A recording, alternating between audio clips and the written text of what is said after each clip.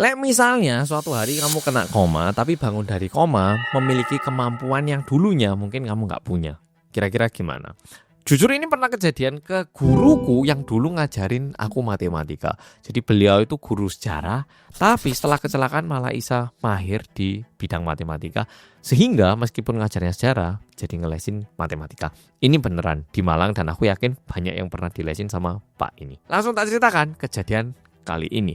Oke, orang yang mau aku ceritakan itu ini bernama Ben McMahon dan dia ini berusia 20 tahun dan merupakan seorang mahasiswa berasal dari Melbourne. Kejadiannya ini terjadi di tahun 2012 waktu Ben mau pulang ke rumahnya habis selesai kuliah sambil nyetir mobil. Nah, masalahnya di tengah perjalanan mobilnya ini ditabrak sama truk semi trailer yang terobos lampu merah. Dan ternyata kecelakaannya itu lumayan parah sehingga Ben mengalami patah tulang rusuk, gegar otak dan juga koma berhari-hari. Dokter yang menangani bilang kalau kondisi Ben ini parah banget dan hanya mukjizat yang bisa menyelamatkan Ben.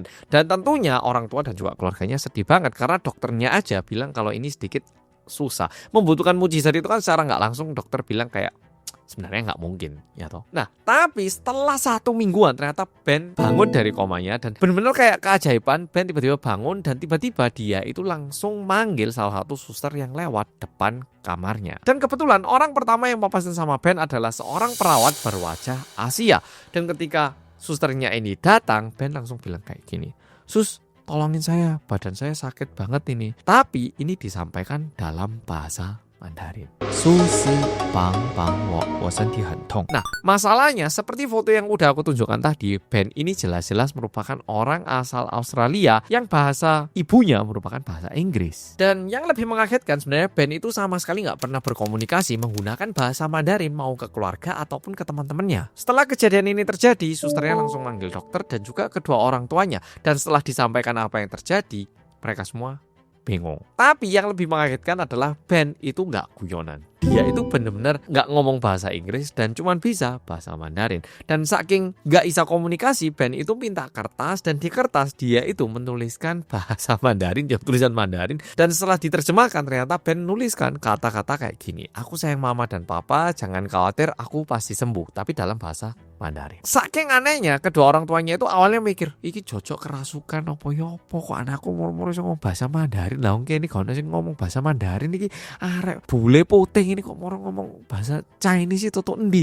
Tentunya orang tuanya bingung sampai mikir apa mungkin anakku kerasukan gitu. Tapi ternyata ini juga ada penjelasan ilmiahnya. Jadi sebenarnya waktu Ben duduk di bangku SMA, dia ini kebetulan pernah studi tour ke China dan belajar bahasa Mandarin.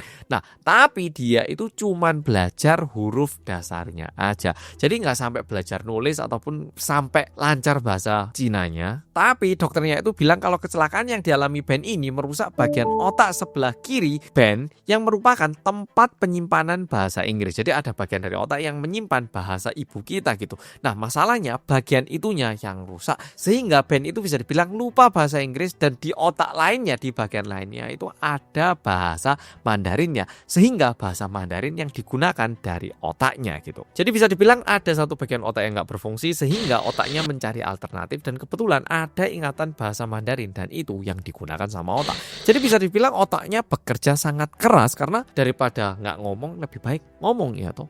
Dan ternyata fenomena ini juga ada namanya. Fenomena seperti ini disebut Foreign Accent Syndrome atau bahasa gampangnya bilingual aphasia. Dan setelah diperiksa ternyata kerusakan otaknya itu tidak terlalu parah sehingga selama 2-3 hari pertama Ben itu memang berkomunikasi sama keluarganya menggunakan kayak alat penerjemah kayak liburan ke luar negeri gitu. Tapi untungnya pelan-pelan kemampuan bahasa Inggrisnya Ben itu kembali dan kembali normal. Tapi yang mengagetkan ketika Ben ini mulai ngomong bahasa Inggris, bahasa Mandarinnya itu nggak hilang. Yo bayangno misalnya Bol-Bol sekarang belajar bahasa Korea, tiba-tiba terjadi sesuatu, aku nggak mau bilang kecelakaan atau gimana, atau tiba-tiba bangun, tiba-tiba malah bisa bahasa Korea, pelan-pelan bahasa Indonesianya juga balik. Pasti kayak, loh kok sangar? Pasti mikir kayak gitu ya toh. Dan ini entah gimana, pokoknya bisa dibilang kita nggak tahu apakah ini berkat atau gimana. Tapi berkat ini Ben akhirnya pindah ke Shanghai untuk melanjutkan S2-nya di situ. Dan setelah itu dia juga berkarir di China sebagai tour guide dan juga host acara di TV. Hello， 大家好，欢迎收看本期美男私房菜节目。 Dan sampai-sampai nantinya itu ikutan acara jodoh dan dapat pasangan orang China katanya. Oke, lek kayak gini menurut Polo ajaib nggak? Lek menurutku jujur sih nggak terlalu ajaib karena waktu aku SD itu bahasa Indonesia sama Korea aku udah dua-duanya bisa. Pamer dikit.